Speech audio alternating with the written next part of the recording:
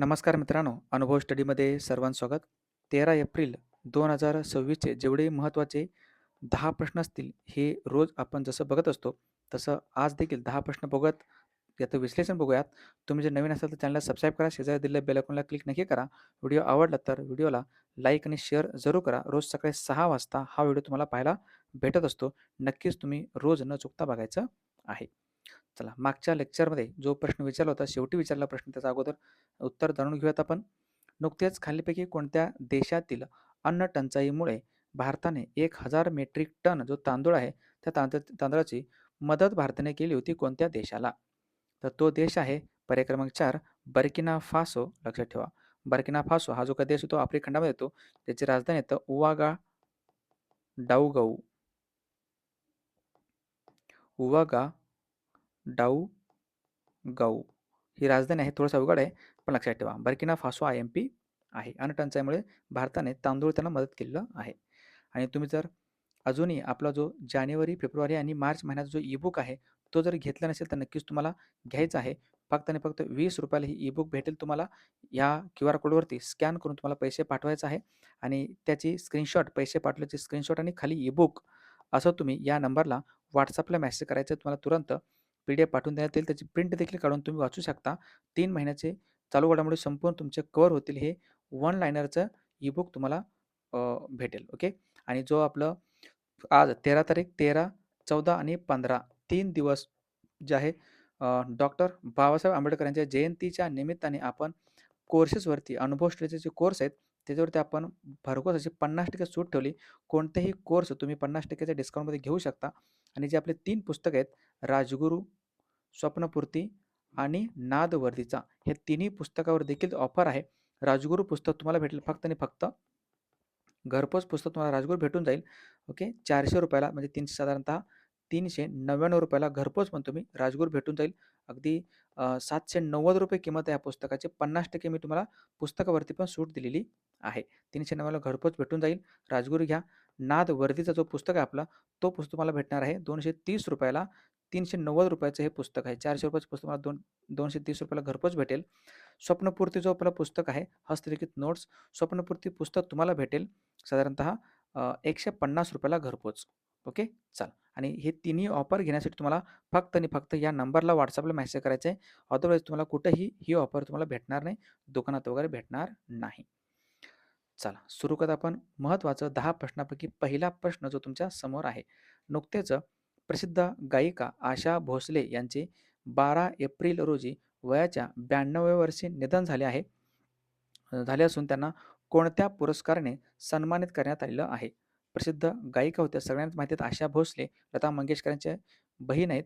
आणि त्यांना महाराष्ट्र भूषण पुरस्कार देण्यात आलं होतं. पद्मविभूषण पुरस्कार, दादासाहेब फाळके पुरस्कार म्हणजे वरीलपैकी सर्व पुरस्कार त्यांना देण्यात आलेले होते. आशा भोसले, लक्षात ठेवा, IMP व्यक्तिमत्व. आशा भोसले. ठीक आहे. त्यांना दादासाहेब फाळके जो पुरस्कार आहे, तो पुरस्कार सर्वात पहिल्यांदा म्हणजे 2000 मध्ये देण्यात आला होता. पद्मविभूषण पुरस्कार यांना भेटला होता 2008 मध्ये. आणि यांना 2021 मध्ये महाराष्ट्र भूषण पुरस्कार देण्यात आलेलं आहे. यांना 2018 मध्ये आणखीन एक पुरस्कार भेटलं होतं. त्याचं नाव आहे बंगविभूषण. बंगविभूषण हा जो पुरस्कार तो त्यांना 2018 मध्ये देण्यात आलेला आहे. लक्षात ठेवा, खूप महत्त्वाची व्यक्तिमत्व यांची गाणी भरपूर तुम्ही गाणी ऐकलं असेल. ओके. लता मंगेशकर यांचे दीदी. ओके. आशा भोसले. ह्याचा जन्म झाला आहे सांगलीला. क्वेश्चन तुम्हाला जन्मावरती विचारतील. यांचा जन्म सांगली या ठिकाणी झालेला आहे. निधन झालं यांचं. ओके. निधन झालं यांचं मुंबईला. मुंबई या ठिकाणी त्याचं निधन झालेलं आहे. लक्षात ठेवा. हे येतं आशा भोसले. पुढचा प्रश्न, दुसरा प्रश्न. नुकत्याच कोणत्या देशात बिस्केट जत्रेने नवीन वर्षाचा उत्सव सुरू झालेला आहे? बिस्केट महोत्सव हा जो आहे, तो कोणत्या राज्यात साजरा केला जातो? हा प्रश्न महत्त्वाचा आहे. असं मोठं रथयात्रा पण त्या ठिकाणी भरते. आणि हा देश आहे नेपाळ. पर्याय क्रमांक 2. नेपाळ, याची राजधानी आता काठमांडू. काठमांडू, लक्षात ठेवा. ओके. नेपाळमध्ये IMP आहे. भारत व नेपाळ यांच्या दरम्यान एक युद्ध अभ्यास साजरा केला जातो. त्याचं नाव आहे सूर्यकिरण. भारत व नेपाळ दरम्यान सूर्यकिरण युद्ध अभ्यास साजरा केला जातो. बघत आपण नेपाळविषयी एक नजर. या ठिकाणी बघा नेपाळ आहे, हा भारत आहे. या ठिकाणी भारतामधील साधारणतः किती राज्यांची सीमा नेपाळ लागले तर 5 राज्य. ओके. किती राज्यांची सीमा तर 5 राज्यांची सीमा नेपाळ या देशाला लागलेत. कोणते कोणते राज्य असतील ते? ते राज्य येतं. एक आहे या ठिकाणी उत्तराखंड, या ठिकाणी उत्तराखंड आहे. या ठिकाणी उत्तर प्रदेश आहे. येथे आहे बिहार. या ठिकाणी आहे पश्चिम बंगाल आणि या ठिकाणी आहे सिक्कीम. लक्षात ठेवा 5 राज्य खूप खूप महत्त्वाचे व्हेरी इम्पॉर्टंट नेपाळ. नेपाळमध्ये या ठिकाणी येतो माउंट एव्हरेस्ट नावाचं उंच शिखर. माउंट एव्हरेस्ट जगात सर्वात उंच शिखर या ठिकाणी आहे नेपाळमध्ये. मग राजधानी आहे काठमांडू. चलन आहे नेपाळचं नेपाळी रुपया म्हणतो आपण. पंतप्रधान नवीन बनलेत आत्ताच रिसेंटली बालेन शाह किंवा बालेंद्र शाह. राष्ट्राध्यक्ष आहेत रामचंद्र पौडेल राष्ट्रपती.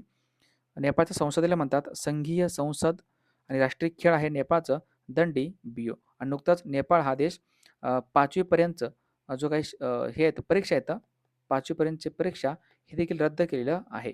असा हा नेपाळ IMP. तिसरा प्रश्न. नुकत्याच मतदारांचे स्वागत करण्यासाठी खालीलपैकी कोणत्या राज्य किंवा केंद्रशासित प्रदेशाने नीला रोबोटला तैनात केलं आहे? हे नीला रोबोट आहे, स्वागत करेल. ओके, असं गुलाबाचं फुलं वगैरे घेऊन या ठिकाणी उभारलेलं आहे साडी नेसून रोबोटला.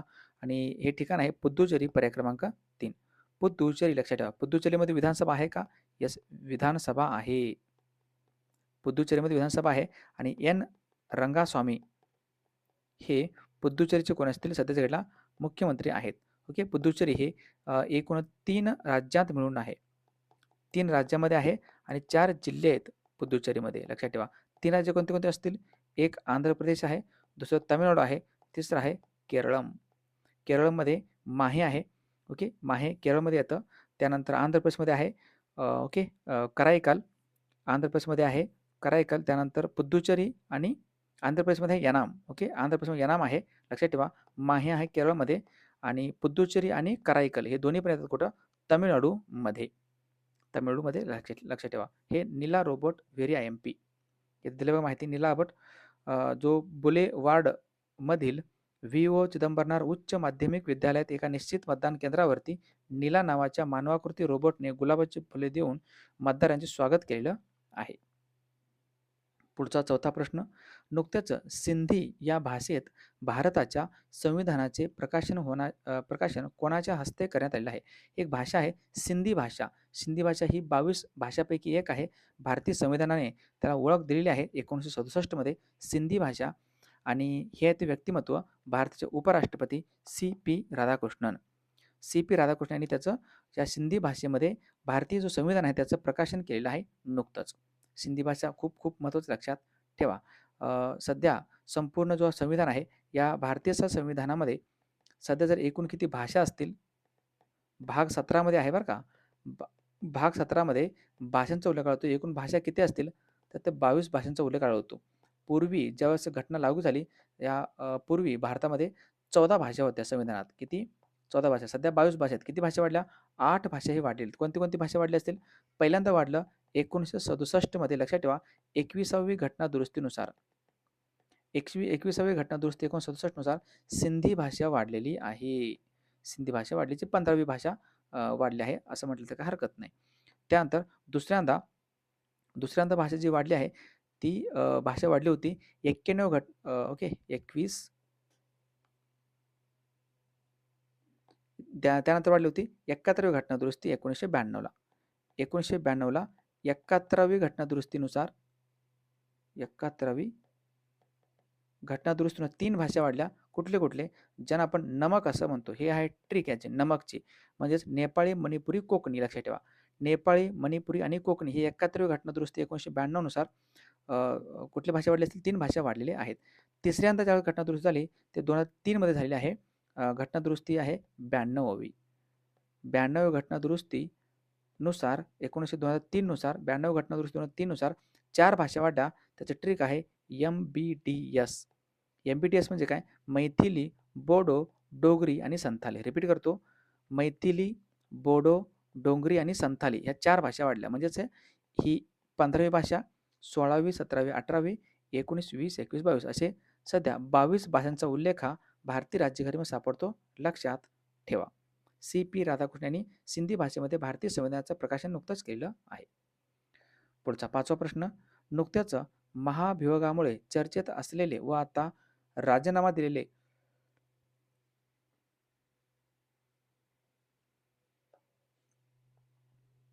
न्यायमूर्ती यशवंत वर्मा हे कोणत्या उच्च न्यायालयाचे न्यायाधीश होते? ओके, महाभियोगामुळे चर्चेमध्ये आहेत हे, आणि हे अलाहाबाद जे उच्च न्यायालय आहे, अलाहाबाद याला प्रयागराज हायकोर्ट म्हणतो आपण. अलाहाबाद लक्षात ठेवा, सध्या अलाहाबादचं नाव चेंज झालंय. हे येतं उत्तर प्रदेशमध्ये, ह्याचं नवीन नाव आहे प्रयागराज. अलाहाबादचं नाव काय आहे? प्रयागराज असं बदलण्यात आलेलं आहे, लक्षात ठेवा. यशवंत वर्मा ह्यांच्या विरोधात जो काही सुरू होतं, कारवाई सुरू होण्यापूर्वी त्यांनी राजीनामा दिलेला आहे, लक्षात ठेवा. महाभियोग यांच्या घराजवळ ओके, यांच्या घराजवळ जे ज्यावेळेस घर यांचं जळालं होतं, त्यामध्ये जळालेल्या नोटा सापडल्या होत्या त्यांच्या घरामध्ये. ओके, जळालेले जे नोटा आहेत ना, ह्या जळालेल्या नोटा सापडल्यामुळे हे चर्चेमध्ये होते. लक्षात ठेवा, यांच्यावरती महाभियोग प्रक्रिया जी आहे, ॲक्च्युली महाभियोग जो आहे ना, हा महाभियोग हा शब्द हा ॲक्च्युली राष्ट्रपतीसाठी आहे. ओन्ली ओन्ली राष्ट्रपतीसाठी आहे. परंतु प्रोसेस बऱ्यापैकी सेम असल्यामुळे आपण यांना पण महाभियोग हा शब्द वापरतो. ओके, राष्ट्रपती विषयीच आहे. भारतीय राज्यघटनेतील कलम 61 मध्ये राष्ट्रपती फक्त आणि फक्त घटनेचा भंग केले तर त्यांच्या विरोधात महाभियोग लावून त्यांना पदावरून आपण हटवू शकतो. महाभियोग घेतले आपण घटनेमध्ये अमेरिका या देशाकडून घेतलेला आहे. यशवंत वर्मा. चला पुढचा क्वेश्चन, 6वा प्रश्न, आणि अजून एक खूप खूप IMP प्रश्न सांगतो. नुकत्याच महाभियोग जो आहे ना, हे महाभियोग लावण्यात आलेले भारताचे पहिले मुख्य निवडणूक आयुक्त कोण असतील? Gyanesh Kumar. Okay, Gyanesh Kumar. Very IMP point बरं का हा, IMP करायला. नुकतंच ना महाभियोग लावण्यात आलेले भारताचे पहिले मुख्य निवडणूक आयुक्त कोण असतील? ज्ञानेश कुमार आहेत. पण त्यांना आपण पळवून काढून टाकलं नाही, ही चांगली गोष्ट आहे. नेक्स्ट 6वा प्रश्न, नुकतेच खालीलपैकी कोणाला यंदाच्या सातारा भूषण पुरस्काराने सन्मानित करण्यात येणार आहे? सातारा भूषण पुरस्कार हे व्यक्ती आहेत, यांचं नाव आहे श्रीनिवास पाटील, खासदार श्रीनिवास पाटील. पर्याय क्रमांक 1 लक्षात ठेवा. सातारा भूषण पुरस्कार त्यांना नुकतंच सन्मानित करण्यात येणार आहे. तर माहिती तुम्ही वाचून घेऊ शकता. श्रीनिवास पाटीलना सातारा भूषण पुरस्काराने सन्मानित करण्यात येणार आहे. सातारा येथील रा. गोडबोले जो सार्वजनिक ट्रस्ट आहे आणि साताराकर नागरिकांतर्फे त्यांना हा पुरस्कार देण्यात येणार आहे. रोख रक्कम 40,000 रुपये, सन्मानचिन्ह वगैरे राहील, याचं विश्वस्त डॉक्टर अच्युत गोडबोले यांनी अशी माहिती दिलेली आहे. बाकी सगळे पॉईंट तुम्ही वाचून घेऊ शकता. जो सातारा आहे, सातारामध्ये क्रांतिसिंह नाना पाटील यांचं वर्चस्व होतं 1942च्या वेळी, लक्षात ठेवा. सातारा जिल्ह्यामध्ये साधारणतः 10 ने 11 तालुके येतात. सातारामध्ये 11 तालुक्यात, लक्षात ठेवायचं आहे. काही मग रिसेंटली जे दिलेले पुरस्कार आहे त्यांच्यावरती एक नजर टाकूयात आपण.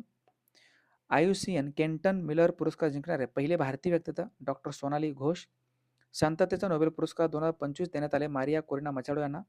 नोबेल साहित्य पुरस्कार देण्यात आलेला आहे लास्लो क्रास्नाहोर्काई यांना. अर्थशास्त्रातील नोबेल पुरस्कार देण्यात आले जोएल मोकिर, फिलिप अगियान व पीटर हॉविट यांना. वैद्यकशास्त्रातील नोबेल पुरस्कार देण्यात आले मेरी ब्रुंको, फ्रेड रॅम्सडेल आणि शिमोन साकागुची. आणि मिसेस युनिव्हर्स 2025 आहेत सेरी सिंग. पुढचा 7वा प्रश्न, हवामान बदलावरील संयुक्त राष्ट्र फ्रेमवर्क कन्व्हेन्शन पक्षाची म्हणजे UNFCCC म्हणतो आपण. या UNFCCCची 31वी परिषद आहे, ज्याला आपण COP31 म्हणतो, conference of parties 31, he November 2026 मध्ये कोणत्या देशात आयोजित करण्यात आलेली आहे? हे आता अजून नाही आहे, हे नोव्हेंबरमध्ये होणार आहे. ओके, नोव्हेंबरमध्ये याचं आयोजन करण्यात आले UNFCCCचं, लक्षात ठेवा. कोणत्या देशामध्ये? तर ते आहे तुर्की या देशामध्ये. पर्याय क्रमांक 3 तुर्की आहे, ज्याची राजधानी आता अंकारा. तुर्कीची राजधानी अंकारा आहे आणि तुर्कीचं चलन काय असेल? चलन तुर्कीचं चलन तर लिरा. लिरा बघा, लिब्रा नाही, लिरा आहे, लिरा. लिब्रा हे फेसबुकचं चलन आहे, लिब्रा. अच्छा, तुर्की लक्षात ठेवा, IMP येतं. 2026ची संयुक्त राष्ट्र हवामान परिषद बदल 9 ते 20 नोव्हेंबर दरम्यान तुर्कस्तानातील अंताल्या या ठिकाणी होणार आहे. बघा, अंताल्या या ठिकाणी होणार आहे. बाकी सगळी माहिती तुम्ही वाचून घेऊ शकता. हे आहे तुर्की. आणि मग काही रिसेंटली जे परिषद होते नुकतेच पार पडलेले, त्यांच्यावरती एक नजर टाकूत आपण. ब्रिक्स परिषद 2025 पार पडले ब्राझीलमध्ये. ब्रिक्स परिषद 2026 चालू आहे भारतामध्ये. G20 परिषद 2025 मध्ये दक्षिण आफ्रिकेमध्ये पार पडलं होतं. G20 परिषद 2026 मध्ये होणार आहे अमेरिकेमध्ये. त्यानंतर G7 परिषद 2025 पार पडले आहे कॅनडामध्ये आणि G7 परिषद होणार आहे 2026 मध्ये फ्रान्समध्ये. AI परिषद 2026 पार पडलं भारतामध्ये आणि पुढच्या वर्षी AI परिषद होणार आहे 2027 मध्ये स्वित्झर्लंडमध्ये जिनिव्हा या ठिकाणी. आसियान परिषद 2025 पार पडलं मलेशियामध्ये. COP30 जी परिषद आहे हवामान बदलावरील ती पार पडले बेलेम ब्राझीलमध्ये. बिमस्टेक परिषद 2025 पार पडलं थायलंडमध्ये. SCO परिषद 2025 पार पडले तियानजिन चीनमध्ये. आणि SCO परिषद 2026 होणार आहे बिश्केक किर्गिझिस्तान या देशामध्ये. नेक्स्ट 8वा प्रश्न. नुकत्याच दिव्यांग अर्जदारांसाठी सुलभता वाढविण्यासाठी ब्रेल लिपी आणि सांकेतिक भाषा सेवा सुरू करणारे पहिले प्रादेशिक पासपोर्ट कार्यालय कोणते बनले आहे? हे काय आहे? ब्रेल भाषा सगळ्यांना माहिती असेल. ओके, ब्रेल भाषा, ब्रेल लिपी म्हणतो आपण. हे दिव्यांगासाठी आहे, अंधांसाठी विशेषतः आहे, दिव्यांगासाठी.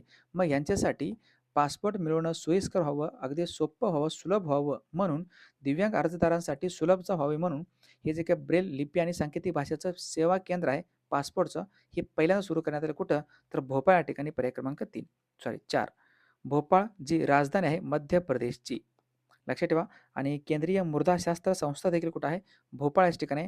भोपाळमध्ये राजा भोज आंतरराष्ट्रीय विमानतळ देखील आहे, लक्षात ठेवा. राजा भोज आंतरराष्ट्रीय विमानतळ कुठं आहे?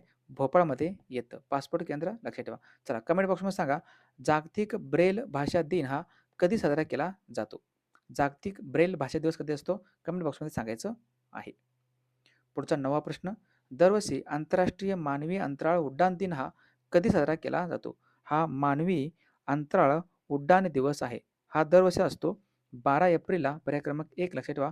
12 एप्रिलला. त्याचं कारण आहे, कारण 12 एप्रिल 1961 मध्ये अंतराळात पहिल्यांदा व्यक्ती गेले होते. एक अंतराळात जाणारे पहिले व्यक्ती होतं, त्यांचं नाव आहे, ओके, फर्स्ट व्यक्ती होतं युरी गागारिन. युरी गागारिन लक्षात ठेवा, की युरी गागारिन जे रशियाचे होते. रशियाच्या माध्यमातून त्यांनी गेले होते. युरी गागारिन अंतराळात जाणारे पहिले, जगातील पहिले व्यक्ती आहेत ते युरी गागारिन. जसं अंतराळात जाणारे पहिले भारतीय व्यक्ती आहेत कोण? ओके, राकेश शर्मा. राकेश शर्मा हे अंतराळात जाणारे पहिले भारतीय व्यक्ती, तसं युरी गागारिन हे पहिले आहेत, लक्षात ठेवा. त्यांनी 1961 मध्ये रशियाच्या वोस्टॉक 1 या यानातून ते गेले होते. हे लक्षात ठेवा. वोस्टॉक 1 या यानातून ते अंतरामध्ये गेले आहेत.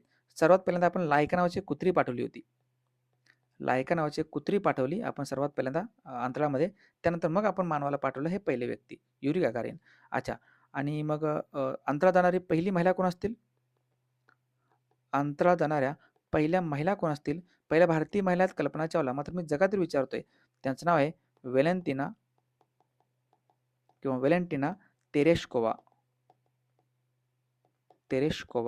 वेलेंटिना तेरेशकोवा हे अंतराळात जाणारी पहिली भारतीय महिला. हे देखील रशियाचे आहेत. 12 एप्रिल लक्षात ठेवा. आणि आपण भारतामध्ये राष्ट्रीय अंतराळ दिन म्हणून साजरा करतो. राष्ट्रीय अंतराळ दिन कधी असतं? 23 ऑगस्टला असतं राष्ट्रीय अंतराळ दिन. मग जे एप्रिल महिना आहे त्या महिन्यातील एकदा जे दिनविशेष आहेत त्यांच्यावरती एक नजर टाकत आपण. 1 एप्रिलला असतो उत्कल दिवस.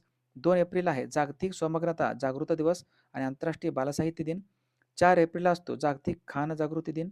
5 एप्रिलला आहे राष्ट्रीय सागरी दिन किंवा राष्ट्रीय समता दिवस. 6 एप्रिलला असतो आंतरराष्ट्रीय विकास आणि शांततेसाठी क्रीडा दिवस. 7 एप्रिलला आहे जागतिक आरोग्य दिन. 9 एप्रिलला तो CRPF शौर्य दिवस. 10 एप्रिलला जागतिक होमिओपॅथी दिन. 11 एप्रिलला शिक्षक हक्क दिन, राष्ट्रीय सुरक्षित मातृत्व दिन किंवा महिला सुरक्षा दिन. 14 एप्रिलला असतो अग्निशमन सेवा दिवस, डॉक्टर बाबासाहेब आंबेडकरांची जयंती. त्यानंतर 14 एप्रिलला असतो महिला बचत दिन. 18 एप्रिलला आहे जागतिक वारसा दिन. 21 एप्रिलला असतो नागरी सेवा दिन. 22 एप्रिलला असतो जागतिक वसुंधरा दिन. 23 एप्रिलला आहे जागतिक पुस्तक व कॉपीराईट दिन किंवा जागतिक भाषा दिवस. 24 एप्रिलला आहे राष्ट्रीय पंचायत राज दिन. 25 एप्रिलला असतो जागतिक मलेरिया दिन. 26 एप्रिलला असतो जागतिक बौद्धिक संपदा दिन किंवा आंतरराष्ट्रीय चर्नोबिल आपत्ती स्मरण दिवस. 29 एप्रिल आहे आंतरराष्ट्रीय नृत्य दिवस आणि आंतरराष्ट्रीय युद्धात बळी पडल्यांचे स्मरण दिवस. पुढचा प्रश्न 10वा अंतिम प्रश्न. नुकतेच वीज व्यापार संबंध अधिक दृढ करण्यासाठी भारत व कोणत्या देशादरम्यान पुण्यात सांगचू 2 नावाचे एक निर्यात शुल्कावरील करारावर स्वाक्षरी करण्यात आली आहे? हे व्यक्ती आहेत जे भूतानच्या दौऱ्यावरती गेलेत. या व्यक्तींचं नाव आहे केंद्रीय ऊर्जा मंत्री आहेत. ह्या केंद्रीय ऊर्जा मंत्री आहेत मनोहरलाल खट्टर यांनी हा करार केला आणि हे आहेत सध्याच्या घडीला भूतानच्या दौऱ्यावरती, पर्याय क्रमांक 4. भूतानची राजधानी काय असेल? थिम्पू ही भूतानची राजधानी आहे. भूतानला भारतामधील सिक्कीम, आसाम, त्यानंतर अरुणाचल प्रदेश, ओके, सिक्कीम, आसाम आणि अरुणाचल प्रदेश या राज्यांची सीमा लागली आहे आणि पश्चिम बंगालची. 4 राज्यांची सीमा लागतं. सिक्कीम, आसाम, अरुणाचल प्रदेश आणि पश्चिम बंगाल यांची सीमा भूतान या देशाला लागलेली आहे. राजधानी थिम्पू आहे आणि भीम जो यू-पी-आय किंवा भारताचा जो यू-पी-आय सिस्टम आहे, तो स्वीकारणारा पहिला जगातील देश होता भूतान. भूतान. कळतं? चला, हे होते अत्यंत महत्त्वाचे प्रश्न. कालच्या किंवा मागच्या जो रिव्हिजनचे प्रश्न आहेत, त्यांच्यावरती एक आपण नजर टाकूयात. रिव्हिजन जेवढं जास्त चांगलं कराल, तेवढं जास्त तुम्हाला फायदा होणार आहे. चला, पहिला प्रश्न. युद्धाचा अंत करण्याचे आश्वासन देणाऱ्या इराण आणि अमेरिका यांच्यातील ऐतिहासिक वाटाघाटीचे आयोजन कोणत्या ठिकाणी करण्यात आले आहे? हे ठिकाण आहे इस्लामाबाद, पाकिस्तानची राजधानी. नुकतेच भारतीय लष्कराच्या त्रिशक्ती कॉर्प्सने सुरू केलेल्या कोणत्या ऑपरेशन अंतर्गत उत्तर सिक्कीममधील लाचेन आणि चुंगथांग दरम्यान भूस्खलनामुळे अडकलेल्या सर्व पर्यटकांना यशस्वीपणे बाहेर काढण्याचे काम पूर्ण झालेलं आहे? तर ते ऑपरेशन आहे ऑपरेशन हिमसेतू. 14 ते 20 एप्रिल 2026 दरम्यान कोणत्या राज्यात बोहाग बिहू महोत्सव साजरा करण्यात येणार आहे? तर हे आहे आसाम. नुकत्याच म्यूज स्पार्क नावाचे एक AI मॉडेल कोणत्या कंपनीने लॉन्च केलं आहे? हे आहे मेटा. नुकत्याच 1 ट्रिलियन रुपयांचा टप्पा ओलांडणारी पहिली भारतीय fast moving consumer goods company कोणती असेल? तर ते आहे अमूल कंपनी. नुकत्याच कोणत्या देशाने जगातील पहिले 10G इंटरनेट सेवा लॉन्च केली आहे? UAE. नुकतेच IUCNच्या धोक्यात असलेल्या प्रजातींच्या लाल यादीनुसार कोणत्या प्राण्यांना आता संकटग्रस्त, ज्याला आपण एंडेंजर्ड म्हणतो, आपण एंडेंजर्ड म्हणून घोषित केलं असेल? तर ते सम्राट पेंग्विन आणि अंटार्क्टिका खंडावर मिळणारं फर सील नावाचं प्राणी. CRPFचा शौर्य दिवस असतो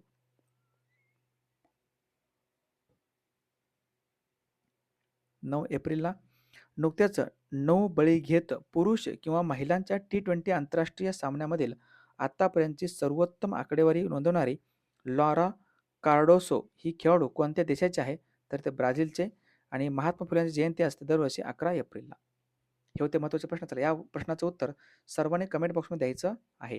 नुकतेच एप्रिल 2026 मध्ये भारतातील खालीलपैकी कोणत्या ठिकाणी विक्रमादित्य वैदिक गडाचे उद्घाटन करण्यात आलेलं आहे? ऑप्शन तुमच्या समोर, उत्तर सर्वांनी कमेंट बॉक्समध्ये द्यायचं आहे. बाकी आपलं टेलिग्राम चॅनल आहे. टेलिग्राम चॅनल या स्कॅनरवरती स्कॅन करून घेऊ शकता. हे टेलिग्राम चॅनल आहे आपलं. त्यात या ठिकाणी स्कॅन करून तुम्ही अनुभूष्टीचं ॲप आहे, ॲप घ्या. ॲपवरती तुम्ही ज्यावेळेस हे ॲप्लिकेशन डाउनलोड करा. या ठिकाणी तुम्हाला जेवढे स्पेशल जी के बॅच आहे किंवा कोणतेही बॅच असते ना, सर्व बॅचवरती 13, 14 आणि 15 एप्रिल रोजी तुम्हाला सूट भेटणार आहे 50%ची. कोणतीही बॅच घ्या.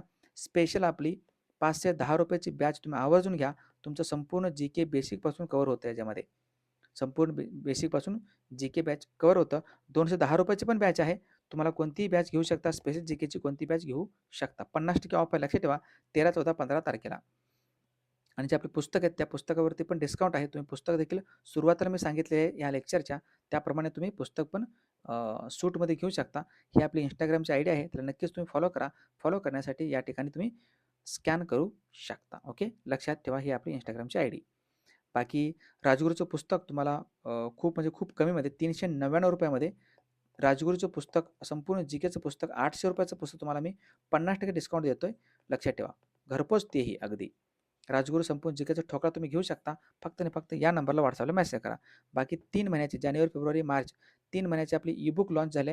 हे जर ईबुक मिळवायचे असेल, तुम्हाला पाहिजे असेल, तर ₹20 या स्कॅनरला स्कॅन करून तुम्ही पाठवून देऊ शकता आणि त्याचे स्क्रीनशॉट पाठवा. PDF तुम्हाला तुरंत पाठवून देण्यात येईल. त्याची तुम्ही प्रिंट देखील काढून घेऊ शकता. हे आहे चालू घडामोडीचं आपलं त्रैमासिक ईबुकच्या माध्यमातून. चला, इथं शेवटपर्यंत व्हिडिओ बघितल्याबद्दल धन्यवाद.